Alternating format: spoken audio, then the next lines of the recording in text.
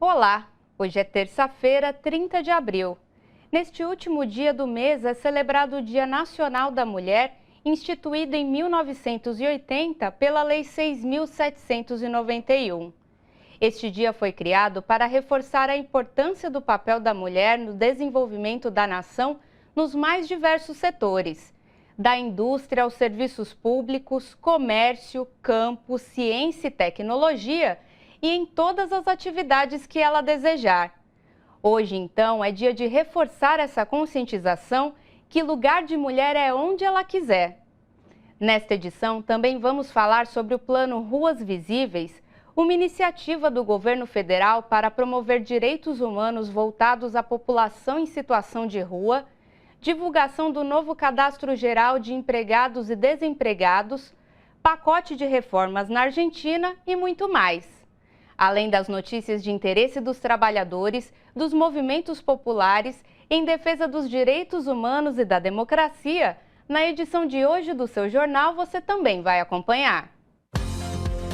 Sindicato dos Metalúrgicos do ABC recebe ministras da Igualdade Racial e das Mulheres para tratar das principais pautas dos dois ministérios.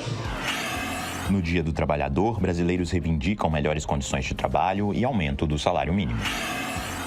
Instituto Lula lança curso para conhecer a realidade dos países latino-americanos e entender e combater a extrema-direita na região.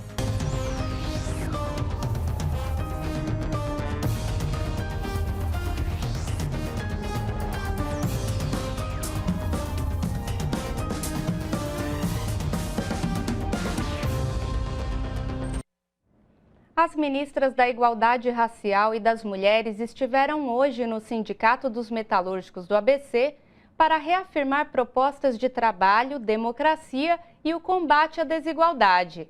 A reportagem é de Helder Ferrari. As ministras da Igualdade Racial, Aniele Franco, e das Mulheres, Cida Gonçalves, defenderam as suas principais pautas de igualdade salarial, de combate ao racismo estrutural e também ao feminicídio e obtiveram o apoio do Sindicato dos Metalúrgicos do ABC. A ministra da Igualdade Racial, Aniele Franco, que lançou no último dia 21 de março, Dia Internacional da Luta pela Discriminação Racial, Plano Juventude Negra Viva, enalteceu o apoio do Sindicato dos Metalúrgicos nessa luta contra o racismo. É inadmissível que a gente chegue em 2024 com tantas mulheres sendo mortas como a gente tem feito, tem acontecido infelizmente, e é por isso que é importante ter ela à frente, combater a misoginia, combater o racismo, combater a falta de emprego, de acesso para essas pessoas, é o dever e a obrigação nossa. Então, eu acho que aqui também começa a luta, porque a sociedade civil e militância também tem um papel muito importante e contar com um governo democrático progressista como o nosso também é primordial. O tema desse evento, que recebeu as ministras do governo Lula no Sindicato dos Metalúrgicos do ABC, foi trabalho, democracia e combate a desigualdades, questões esquecidas durante o governo do ex-presidente Jair Bolsonaro. A nossa sociedade, a grande maioria, nós somos um povo preto, pardos, né? As pessoas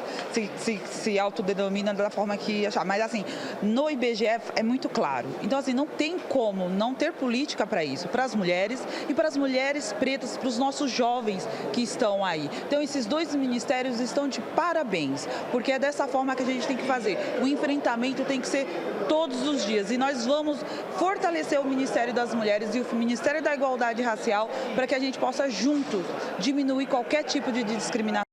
E a ministra Aniele, ela vem trazer essa força da mulher negra, da mulher que está lutando pela igualdade salarial, mas também contra o racismo, contra a violência de gênero, porque nós mulheres ainda estamos nos indicadores de menor salário, de mais violência, com menos acesso aos cargos de poder, de mando e a gente quer mudar as estatísticas. Nós queremos um mundo sem desigualdade, com emprego digno, com as mulheres podendo ocupar os espaços de poder e de estudo, de decisões que ela queira. O nosso sindicato, historicamente, ele sempre foi protagonista, desde sua fundação de 1959, nós vamos fazer 64 anos agora, nós participamos do processo de redemocratização desse país e agora também nós estamos aqui para poder falar da importância que é essa igualdade e a importância da democracia para toda a sociedade. O avanço da extrema-direita nos últimos anos é um dos principais problemas das democracias de todo o mundo. Ações como a invasão do Capitólio nos Estados Unidos e a tentativa de golpe no 8 de janeiro de 2023 mostram a necessidade de uma mobilização da sociedade para impedir esse avanço. O repórter Jô Miyagi conversou com especialistas para saber o que pode ser feito para proteger a sociedade contra o atraso. A extrema-direita tem crescido no Brasil e no mundo, e esse é um problema sério para a sociedade, porque é uma ideologia autoritária que corrói os valores democráticos. Bom, a gente tem um fenômeno de crescimento da extrema-direita no mundo, inclusive a partir da década de 2000, a retomada de movimentos, inclusive, que eram atuantes, enfim, que têm ideologias relacionadas à Segunda Guerra, como o grupo neonazistas. No caso brasileiro, isso vai acontecendo a partir da década de 2000, só que a gente tem um fenômeno mais acentuado a partir da década de 2010. Então, a partir da década de 2010, vários especialistas já começam a identificar, a mapear células neonazistas e aí, a partir daí, outros grupos de extrema-direita, como, por exemplo, grupos que estavam pedindo intervenção militar, ou grupos que estavam pedindo o fechamento do Congresso, da Suprema Corte, pautas antidemocráticas como essa. Antes da ascensão da extrema-direita, havia um fenômeno social de não se expressar coisas erradas em público, explica a professora. Mas os reacionários souberam usar as redes sociais e aplicativos de trocas de mensagens para difundir mentiras, discursos de ódio e narrativas próprias. E as pessoas se sentiram autorizadas a serem politicamente incorretas. Não é à toa que a gente tem esse acirramento desse processo a partir da década de 2010, que é quando a gente tem, 2000, 2010 principalmente, que é quando a gente tem o maior acesso de redes sociais, a gente tem o início de determinadas redes com muito mais força, no caso brasileiro, redes que já eram mais comuns na década de 2000 em outros países. A gente tem também um fenômeno que é, a partir da década de 2010, o início do smartphone, por exemplo, que ele, digamos, possibilita o acesso, né, ao dispositivo móvel, e aí essas redes sociais e outros canais de comunicação como aplicativos de mensageria instantânea. Então, esse fenômeno, ele acaba que ele já estava na sociedade, mas a internet, ela possibilitou que determinados grupos, determinados atores conseguissem se reunir de maneira que eles não conseguiam antes, presencialmente, e ela amplificou essa pauta e deu um holofote para essas agendas, então essas agendas se tornaram conhecidas. A esquerda tenta barrar esse avanço, mas ainda não dominou essas ferramentas digitais e tem deixado de lado a militância e o trabalho de base. É difícil barrar o crescimento das ideias antidemocráticas, mas ainda é possível conter essa ascensão. O que a gente tem se esforçado, Jô, é para compreender o que tem dado certo no combate a essa extrema-direita. Porque essa extrema-direita é uma extrema-direita popular, é uma extrema-direita que mobiliza a opinião pública, é uma extrema-direita que disputa esses recursos e eles não estão brincando, eles estão articulados em todo o mundo. E a gente vai buscar fazer isso também com o campo progressista. Na minha opinião, que deve entrar todo mundo, menos a extrema-direita. Nós precisamos criar um movimento no mundo para isolar a extrema-direita e deflagrar o que eles fazem. Para entender esse cenário complexo, de maio a agosto, o Instituto Lula promove o Curso Internacional Realidade Política e Eleitoral da América Latina, que vai discutir o enfrentamento à extrema-direita e mostrar a atualidade de diferentes países regionais. O curso é uma união de institutos e fundações da América Latina. Como a gente passou por muitas mudanças, a gente vai ter eleição agora no México, a gente teve vitórias também em outros países, e derrota também em outros países. Esse é o primeiro passo para a gente conhecer a situação política de cada país onde estão localizados esses institutos e fundações. E depois a gente vai dar outros cursos, outras atividades, outros momentos de integração também com os países aqui da América Latina. Para se inscrever gratuitamente, basta entrar no site institutolula.org e na busca digitar Curso Realidade Política. É só acessar o link e se inscrever. O curso começa no próximo sábado, 4 de maio, e vai até o dia 3 de agosto, sempre de 1 a 3 da tarde. E em São Paulo, pela terceira vez, a Justiça negou hoje o pedido de prisão preventiva contra Fernando Sastre Filho, motorista do carro de luxo envolvido no acidente que matou um homem e deixou outro ferido na madrugada de 31 de março. Contudo, a Justiça tornou Sastre Filho réu por homicídio doloso qualificado e lesão corporal gravíssima. Foi aceita, portanto, a denúncia feita ontem pelo Ministério Público de São Paulo. O acidente aconteceu quando Sastre Filho, dirigindo a mais de 150 km por hora, atingiu o carro do motorista Ornaldo Viana, de 54 anos, que morreu no local. Sastre Filho tem 10 dias para apresentar sua defesa. Foi concedido um prazo de 15 dias para a inclusão de laudos periciais do caso solicitados pelo MP e autorizados a inclusão de novos documentos e o depoimento de bombeiros que participaram da ocorrência. Começa depois de amanhã, na Câmara Municipal de São Paulo, a votação final sobre a privatização da Sabesp. A data foi confirmada hoje em reunião dos líderes dos partidos. A oposição, contrária à privatização, aguarda decisões judiciais que podem impedir que a votação aconteça na quinta. Embora a proposta tenha sido aprovada em primeira votação na Câmara, pesquisa da Quest mostra que 52% dos eleitores do estado de São Paulo são contra a privatização da empresa. O seu jornal faz um intervalo. Daqui a pouco você acompanha outras notícias deste 30 de abril de 2024.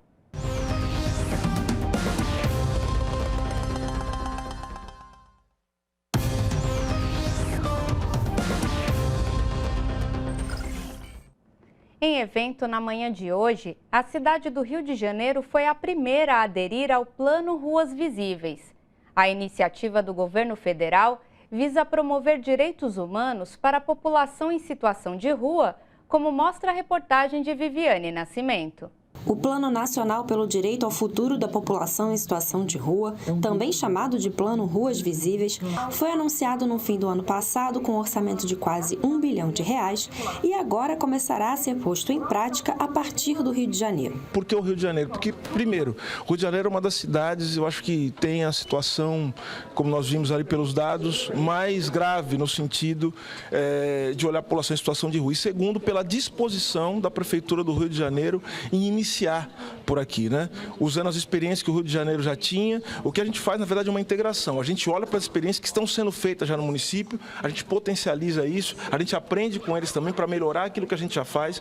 De acordo com dados do governo federal, a população em situação de rua cresceu 89% no Brasil entre 2012 e 2022. E o perfil é de majoritariamente homens entre 30 e 49 anos, negros, já alfabetizados e que já tiveram algum emprego anteriormente. O Rio de Janeiro está entre as principais capitais com maior percentual de população em situação de rua. É de trazer visibilidade, de trazer discussão e de trazer também política de verdade, moradia, trabalho, saúde, educação, segurança para essa população. Não podemos mais aceitar que uma cidade maravilhosa tenha pessoas em situação na rua. O plano determina uma série de ações e metas e tem como eixos principais a contenção de danos, a retirada das pessoas das ruas e a efetiva participação social por meio do Comitê Intersetorial de Acompanhamento e Monitoramento da Política Nacional para a População em Situação de Rua. Existe uma lei municipal 6.350 de 2018, que esse ano vai fazer 6 anos que ainda não foi implementada. Então, a oportunidade do plano Ruas Visíveis é trazer a instalação de fato desse comitê para que as políticas públicas possam ser debatidas com a população em situação de rua. A solenidade de assinatura do termo de adesão da cidade do Rio contou com a participação de militantes da causa na sociedade civil e nos parlamentos. Eu, de fato, estou muito feliz, estou com meu coração explodindo de alegria, porque essa é a realização de um sonho que a gente vem cultivando desde muito tempo. Eu vou acompanhar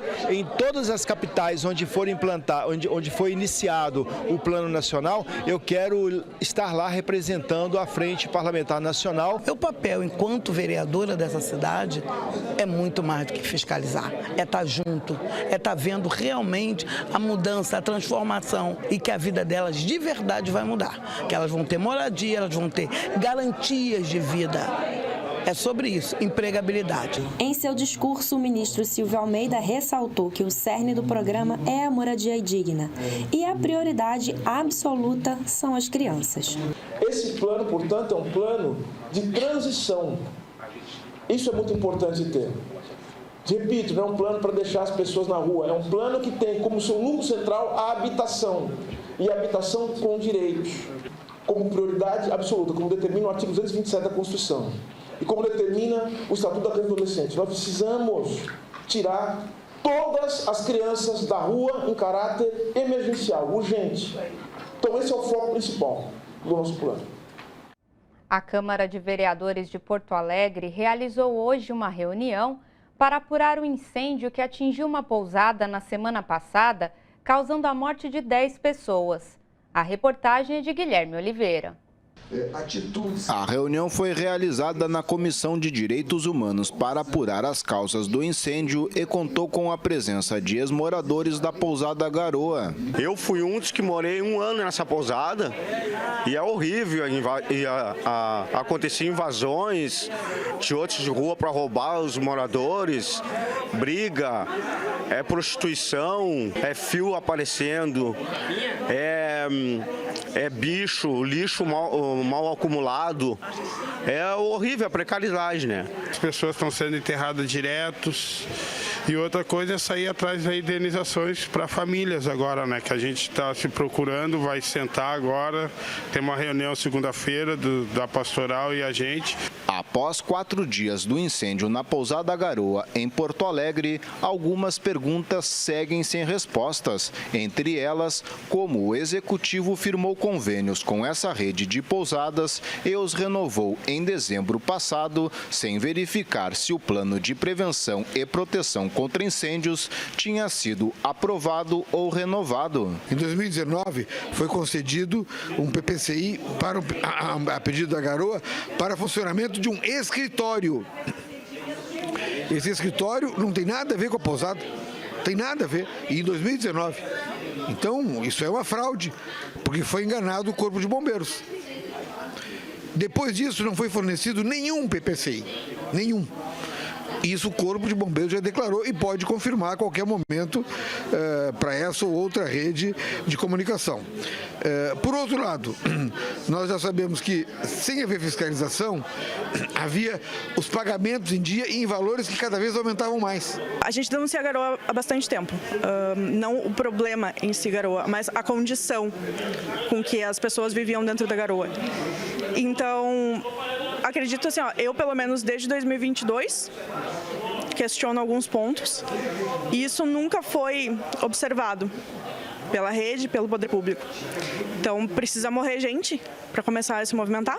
Essa foi a maior tragédia do tipo em Porto Alegre, com 10 mortos e 15 feridos, e gerou uma grande pressão sobre os trabalhadores da Fundação de Assistência Social e Cidadania, a FASC. O adoecimento e o sofrimento do conjunto dos trabalhadores, com toda a precarização, com todo o desmonte da política de assistência social em Porto Alegre, é assustador. E a gente precisa olhar e precisa também denunciar essa questão, porque recai sobre o trabalhador que faz esse acompanhamento direto, que é quem está lá olho no olho com as pessoas que precisam daquele atendimento, que muitas vezes não tem as condições necessárias para poder fazer um bom acompanhamento. Mais de 200 pessoas ficaram desabrigadas por causa das chuvas no Rio Grande do Sul e 2 pessoas morreram em Paverama, a 100 quilômetros da capital Porto Alegre. Eles tentavam atravessar de carro uma área alagada quando o veículo foi levado pela correnteza. Em todo o estado, foram afetados 65 municípios que enfrentaram vendavais, descargas elétricas, movimentos de massa, queda de granizo, alagamentos em áreas urbanas e transbordamento de córregos, arroios e rios e interrupções de estradas. Os estragos foram registrados de sábado até hoje. Há bloqueios em estradas e o governo do estado pede que a população evite áreas alagadas e não leve as crianças para as escolas, pois as aulas serão repostas oportunamente. O Instituto Nacional de Meteorologia informou que a onda de calor que atingiu boa parte do país deve durar até a próxima semana. A previsão é que Paraná, São Paulo, Rio de Janeiro, sul de Minas Gerais, Mato Grosso do Sul, sul de Goiás e sul do Mato Grosso registrem temperaturas superiores a 5 graus acima da média nos próximos dias. Acompanhe agora como fica o tempo nesta quarta em São Paulo e outras cidades. O feriado de 1º de maio em São Paulo será de sol e muitas nuvens. À noite o céu fica aberto e não há previsão de chuva. Umidade relativa do ar entre 80% e 20%. Temperatura mínima de 20 e máxima de 33 graus. Índice ultravioleta muito alto. No Rio de Janeiro, o dia também será de sol e muitas nuvens. Mínima de 21 e máxima de 37 graus. Em Salvador, o dia todo será de muitas nuvens e chuvas isoladas. Mínima de 24 e máxima de 30 graus. Em Brasília, amanhã será de céu aberto, tarde e noite com muitas nuvens. Mínima de 18 e máxima de 30 graus. Pouco depois da Universidade de Colômbia confirmar a suspensão dos primeiros alunos que não cumpriram uma ordem de retirada de um acampamento pró-Palestina, estudantes ocuparam o Hamilton Hall. Manifestantes da Universidade de Colômbia ocuparam um prédio do campus nesta terça-feira, intensificando o confronto com as autoridades universitárias. A tomada do Hamilton Hall ocorreu horas depois do anúncio do início da suspensão de estudantes por não cumprirem uma ordem de retirada do acampamento que haviam montado nos jardins da prestigiada instituição de Nova York. Jovens com os rostos cobertos renomearam o edifício como Hind's Hall, em homenagem a uma menina de 6 anos morta na ofensiva israelense contra o Hamas na faixa de Gaza. Janelas foram quebradas durante a ocupação e mesas de metal foram usadas para bloquear a entrada no local. Os manifestantes disseram que vão permanecer no prédio até que suas exigências sejam cumpridas. Uma delas, que a universidade desfaça de todo o envolvimento financeiro ligado a Israel. A instituição rejeitou tal demanda e, na segunda-feira e nesta terça, ameaçou expulsar os estudantes envolvidos na ocupação do Hamilton Hall de seus respectivos programas acadêmicos. A ocupação do edifício foi condenada pelo presidente Joe Biden, que nos últimos dias pediu a garantia da liberdade de expressão dos estudantes, mas exigiu que fossem evitados atos de antissemitismo. Os protestos que se multiplicam em instituições de ensino superior da costa leste a oeste dos Estados Unidos também atravessaram o Atlântico. Nesta terça-feira, estudantes bloquearam a entrada da Sciences Po Rennes e colocaram uma faixa pró-Palestina no telhado da Universidade de Rennes II para mostrar solidariedade ao povo palestino e apoiar os recentes movimentos estudantis. A China lançou recentemente a nave espacial Shenzhou 18 para revezar a equipe de astronautas em sua estação espacial. Os astronautas vão realizar tarefas de manutenção e diversos tipos de pesquisas científicas. O correspondente do Brasil de Fato na China, Mauro Ramos, presenciou o lançamento e conversou com os astronautas chineses. A nave chinesa Shenzhou 18 partiu em 25 de abril do Centro de Lançamento de Satélites de Zhouquan para a Estação Espacial Chinesa Tiangong. Essa é a terceira missão tripulada desde que a estação foi inaugurada em 2022. Presente na cerimônia de lançamento, o taikonauta Yan Liwei, o primeiro chinês a viajar ao espaço em 2003, conversou com a TVT e o Brasil de Fato sobre o desenvolvimento do setor aeroespacial em seu país. Liwei também falou da cooperação com o Brasil na área e disse que espera que os projetos mútuos entre os dois países se intensifiquem no futuro. Na visita do presidente Lula a Pequim no ano passado, os governos assinaram um acordo para iniciar o desenvolvimento do 7º satélite sino-brasileiro, o CBR-6. 那么作为中巴来讲，我想这有很好的一个基础，特别是有两国的这个元首。那么从这角度来讲，我也是希望，那么这个中巴，那么两个国家，我们的这种这个领域的一些我们的科研人员能有更好的交流，同时把这种交流能够去落实到这个实际当中去，那么到最后能有一个很很实质性的那是这种接触和这个合作比如说，那么我们在做这个空间站，我们就讲我们的载人的这方面的这个，我们可以从这个科学实验这个角度，包括我们的联合飞行，那么再到我们的这个小到机构的。Em 2011, o Congresso dos Estados Unidos aprovou uma lei proibindo a NASA de cooperar com o governo chinês e suas agências. A China ficou proibida de participar da Estação Espacial Internacional.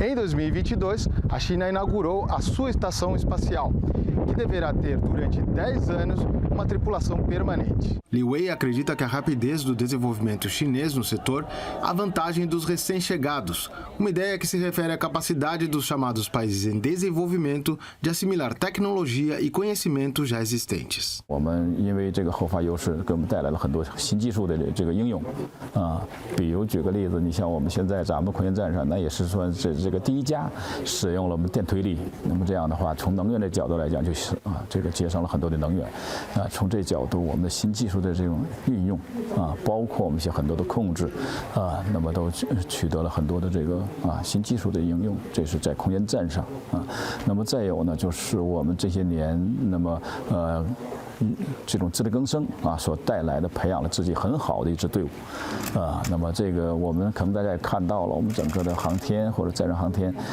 那么这个培养了或者集中了一批的中青年的这个科研工作者。Quando Li Wei foi para o espaço em 2003, a China se tornou o terceiro país a enviar um astronauta de forma autônoma, depois da União Soviética e dos Estados Unidos. 21 anos depois, os astronautas da missão Shenzhou 18 vão à estação chinesa para realizar mais de 90 experimentos em diversas áreas científicas que vão da medicina à física da microgravidade, além de tarefas de manutenção. Também trabalharão em reforçar a proteção contra resíduos espaciais. O comandante da tripulação, Ye Guangfu, disse estar orgulhoso pelo fato de a missão ser realizada em 2024, no aniversário de 75 anos da fundação da República Popular da China. 今天又恰逢第9个中国航天日，而且在54年前的今天，我国首颗人造地球卫星东方红1号也从这片土地发射成功。这些都激励着我们踔厉奋发，继续攀登。Os taikonautas da missão Shenzhou 18 voltarão à Terra em outubro, aterrissando na região autônoma da Mongólia Interior. Em uma votação com resultado apertado e que varou a madrugada, o Congresso argentino aprovou o pacote de reformas econômicas do governo de Javier Milei. Para amanhã, estão previstas no país manifestações contra o projeto que retira direitos dos trabalhadores. A reportagem é de Santiago Corey, da Telesur. Luego de más de 20 horas de sesión, la Cámara de Diputados le dio media sanción al paquete de leyes que el Gobierno Nacional envió al Congreso para continuar su programa de ajuste con el tratamiento de 232 artículos que permiten seguir desregulando la economía y aplicar recortes a trabajadores, jubilados, proponiendo un plan de privatización de empresas públicas, entre otros ejes. Con 142 votos afirmativos y 106 negativos, más 5 abstenciones, se aprobó en general la denominada Ley de Bases y más adelante en la sesión se avalaron todos y cada uno de los capítulos que comprenden el expediente parlamentario. Se le brindó así el apoyo a que Javier Milei cuente con facultades delegadas para, por el plazo de un año, gobernar sin pasar por el Congreso en materia económica, financiera, administrativa y energética. Se avalaron reformas del Estado para que se habiliten privatizaciones, cierres o fusiones de organismos, reorganización administrativa y una mayor flexibilidad en el empleo público. En ese sentido, empresas como Aerolíneas Argentinas, Trenes Argentinos, las de energía, de agua y medios públicos de radio y televisión podrían pasar a manos privadas. Se avanzó con luz verde en la aprobación para una reforma laboral que incluye extender el periodo de prueba de un trabajador o desregular, por ejemplo, las indemnizaciones. Los hidrocarburos, de YPF en particular, dejarán de ser declarados de interés nacional y tampoco serán prioritarios para el abastecimiento interno, es decir, no habrá límite para la exportación y se habilitaría una desregulación en el control de precios. Y entre decenas de cuestiones se contempla la derogación de una moratoria previsional que afectaría a jubilados y a las mujeres en particular que están a punto de llegar a los 60 años y que debían esperar a los 65 ahora para poder hacerlo. Siempre vale aclarar que todo el paquete de leyes debe pasar por el Senado y en caso de surgir así modificaciones en la Cámara Alta volverá a diputados. Mientras tanto, en las calles algunas expresiones se manifiestan y se preparan para mañana, 1 de mayo, una movilización en la que se pondrá de manifiesto el rechazo a todas estas medidas. O seu jornal faz intervalo rápido. Nós voltamos em instantes com outras notícias. Até já!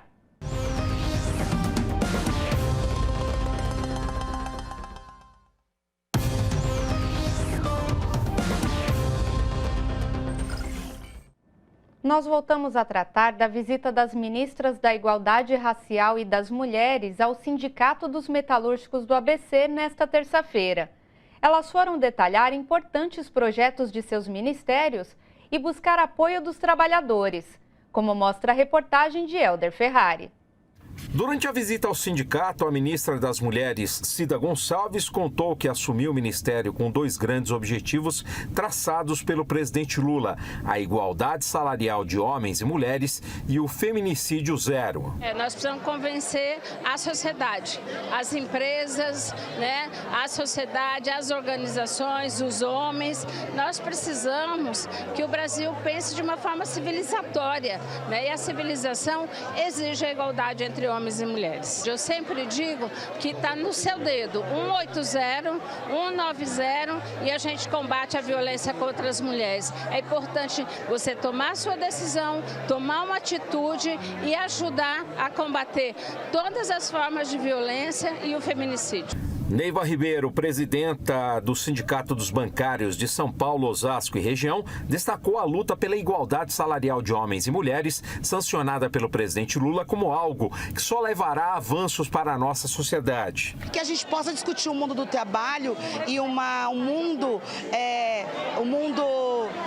doméstico, onde todo mundo contribua com o trabalho doméstico, todo mundo contribua com a tarefa de cuidar, para que a gente construa um mundo equilibrado entre homens e mulheres e viva numa cidade melhor. É o que a gente defende. O nosso projeto é muito simples. Nós queremos ter emprego, nós queremos ter salário, nós queremos comer bem, nós queremos ter moradia, nós queremos ter universidade, nós queremos ter cultura, nós queremos ter democracia, nós queremos ser felizes. Agora, no nosso projeto, não cabe pessoas dormindo na rua, não cabe famílias dormindo na rua, não cabe no nosso projeto pessoas não comendo pijama.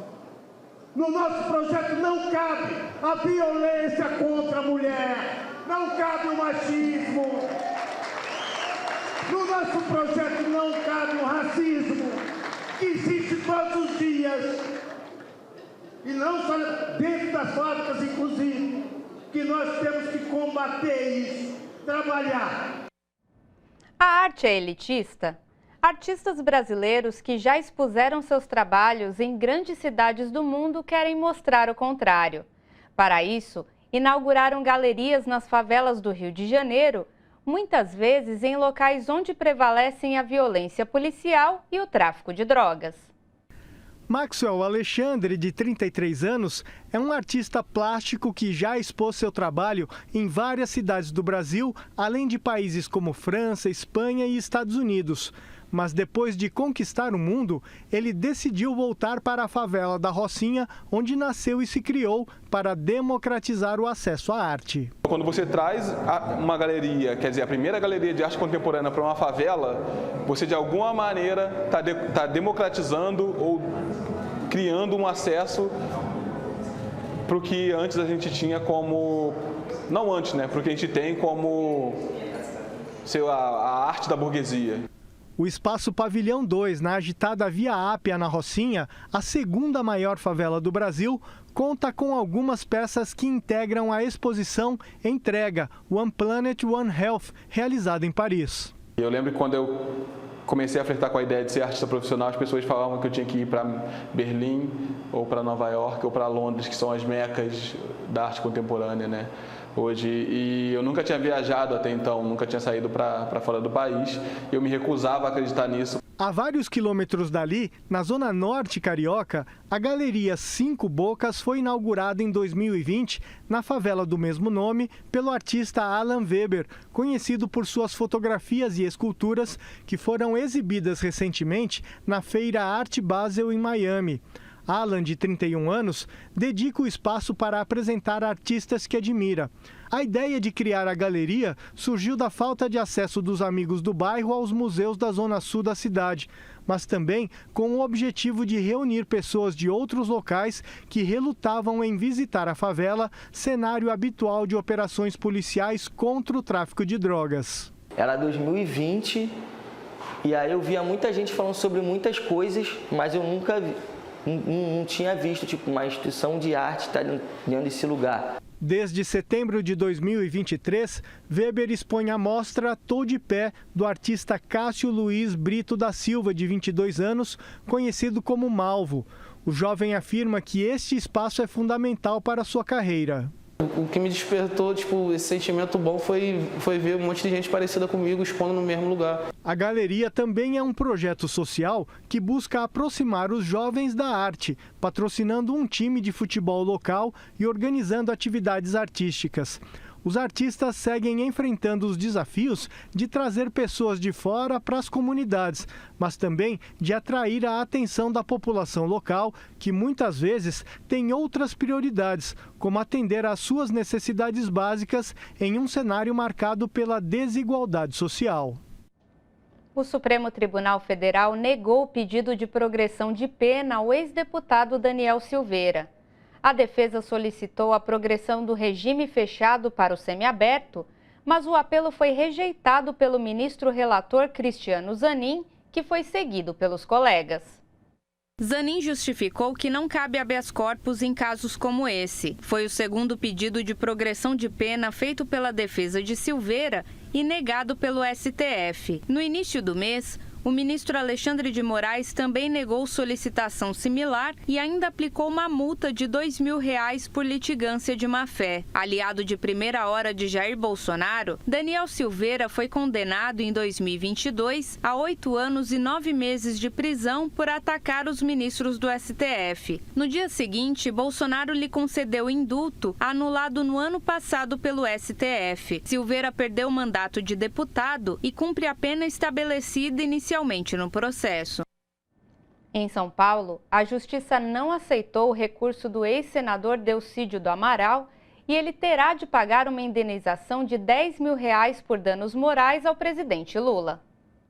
Em 2016, Delcídio, então no PT, acusou Lula de tentar obstruir a justiça, interferindo no processo de delação premiada de Nestor Cerveró, ex-diretor da Petrobras. Segundo ele, Lula lhe pediu que segurasse a delação por meio de uma ajuda financeira à família de Cerveró. Lula respondeu que a acusação era ofensiva e mentirosa e processou o ex-senador pedindo uma indenização de R$1.500.000. A Justiça considerou que houve uma acusação falsa e ofensiva que violou a honra de Lula. Os valores da condenação ainda serão acrescidos de juros e correção monetária.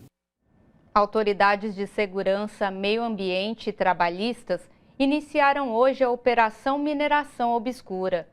O objetivo é investigar garimpeiros que atuavam ilegalmente na cidade de Maués, no sul do Amazonas. O dono do garimpo também utilizava mão de obra de trabalhadores em situação análoga à escravidão. Participam da operação a Polícia Federal, o Instituto Chico Mendes de Conservação da Biodiversidade, o Ministério do Trabalho e Emprego e o Ministério Público do Trabalho. As equipes encontraram mais de 70 garimpeiros em condições análogas à escravidão. Esse garimpo é um dos mais lucrativos da América Latina, com produção superior a 6 quilos de ouro por dia. Segundo os investigadores, o garimpo é feito na modalidade de poço, com trabalho subterrâneo. Os trabalhadores não tinham qualquer equipamento de proteção individual. Foi identificada também a prática de servidão por dívida, como demonstram as anotações em cadernos. O objetivo da ação conjunta é coibir as atividades ilegais, proteger os direitos dos trabalhadores e preservar o meio ambiente. O Ministério do Trabalho divulgou hoje os dados do novo Cadastro Geral de Empregados e Desempregados, o novo CAGED. As informações do CAGED mostram que, em março, foram gerados mais de 2 milhões e 20 mil contratações. De acordo com o Ministério do Trabalho e Emprego, houve aumento de 25,7% de empregos formais em relação ao mesmo período de 2023. Em março do ano passado, foram gerados cerca de mais de 194.300 empregos formais. No mesmo período deste ano, o número chegou a 244,3 mil. Também houve aumento no número de empregos com carteira assinada nesses 12 meses. Até março de 2023, foram assinadas mais de 44 milhões de carteiras. Em março desse ano, o número ultrapassou os 46,24 milhões. Entre os setores que mais geraram empregos estão o de serviços, com mais de 148.700 vagas preenchidas. No comércio, foram 37.400 empregos. Na indústria, 35,8 mil. Já na construção civil, foram contratadas 28.600 pessoas. O ministro do Trabalho, Luiz Marinho, destacou durante a divulgação do CAGED de março a importância do aumento dos empregos em um ano de governo Lula. Se olharmos o panorama que assumimos o país, o governo sob liderança do presidente Lula, dia 1º de janeiro do ano passado, uma situação bastante preocupante do ponto de vista da economia. Olhar a política de redução de juros nesse período também é importante, isso faz parte de todo o cenário, todo o debate que nós estamos fazendo, mas chamar a atenção para a necessidade da continuidade da redução dos juros. O juro brasileiro ainda é o segundo maior juros do mundo. O Brasil tem em mãos uma grande oportunidade, uma janela de oportunidade, seja no processo de reindustrialização, a retomada do papel da indústria como determinante de um desenvolvimento de um país como o Brasil. O IBGE divulgou hoje a Pesquisa Nacional por Amostra de Domicílios Contínuo, a PNAD, também com dados positivos para o país. O levantamento do IBGE mostrou que nos 3 primeiros meses de 2024, o Brasil teve a menor taxa de desemprego desde 2014. No primeiro trimestre de 2023, a taxa era de 8,8%, num total de pouco mais de 9.400.000 desocupados. No mesmo período neste ano, esse valor chegou a 7,9%. Em números reais, cerca de 8,6 milhões de desempregados. Em relação ao último trimestre registrado pela pesquisa, houve um aumento de 0,5 ponto percentual. De acordo com o IBGE, esse aumento acontece de forma sazonal, ou seja, outubro até dezembro de 2023, houve uma maior oferta de emprego devido às festas de final de ano. A taxa ainda é menor que a expectativa do mercado, que era de 8,1% de desemprego no período. Já o número de ocupações, no primeiro trimestre de 2024, chegou a pouco mais de 100 milhões. Houve queda no número de trabalhadores informais. De janeiro a março de 2023, eram 39% de trabalhadores informais, ou seja, 39 milhões de pessoas. Em comparação com o mesmo período, o número caiu para 38,9%, cerca de 38,9 milhões de informais. Terminou hoje o NET Mundial Mais 10, evento que trouxe especialistas de mais de 60 países aqui para São Paulo para discutir como democratizar e regulamentar a internet e deixá-la mais segura para os seus usuários. O encontro acontece 10 anos após a criação do Marco Civil em 2014, durante o governo Dilma, um marco no mundo e o primeiro passo para o Brasil chegar à regulamentação da internet. No evento encerrado hoje, foram discutidos assuntos como os desafios globais para a governação do mundo digital, os temas que serão discutidos no Fórum de Governança da Internet e o Pacto Global para uma Internet mais segura. Além disso, houve a participação do governo federal, que está na presidência do G20, 10 anos depois da criação do Marco Civil da Internet, que ampliou o diálogo democrático sobre o futuro multilateral e multissetorial da sociedade civil no mundo digital. A ministra da Ciência e Tecnologia, Luciana Santos, participou do evento e falou sobre regular a internet para a segurança dos usuários. Que eu tive o prazer, e a oportunidade de participar da elaboração e debate do Marco Civil da Internet quando era deputada federal na Câmara dos Deputados, na Comissão de Ciência e Tecnologia. Eu penso que essa é um grande marco legal, uma grande conquista brasileira, uma espécie de constituição da internet, mas que nós precisamos dar passos adiante, no sentido de regulamentar esse marco civil para que ele tenha sua eficácia na aplicabilidade do uso da internet. E antes da gente fechar esta edição, eu tenho um recado importante. Amanhã, 1º de maio, Dia do Trabalhador e da Trabalhadora, você acompanha uma programação especial aqui na TVT. Das 10 da manhã até as 10 da noite, o dia será dedicado aos temas que interessam os trabalhadores, os movimentos populares e todas as pessoas que defendem os direitos humanos e a democracia. Além da TV, no canal 44.1 UHF, você também pode acompanhar essa programação especial em youtube.com/RedeTVT.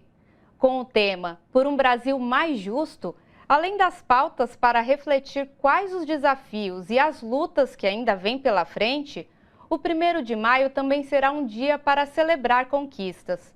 E nada melhor que comemorar com boa música. Em São Paulo, se liga só quem vai chegar junto lá na Arena Neoquímica. Paula Lima, Pagode dos Meninos, Trio da Lua, Dexter, Bateria da Gaviões da Fiel, Afroex, Ivo Meirelles, entre outros e outras artistas. Para saber como vai ser a programação na sua região, dá um pulo no site da Rede Brasil Atual, que ali tem um resumão com as agendas de várias cidades. Então, amanhã, 1º de maio, programação especial aqui na TVT a partir das 10 da manhã. Não perca! E o seu jornal volta quinta-feira, dia 2, às 7 da noite. Até lá!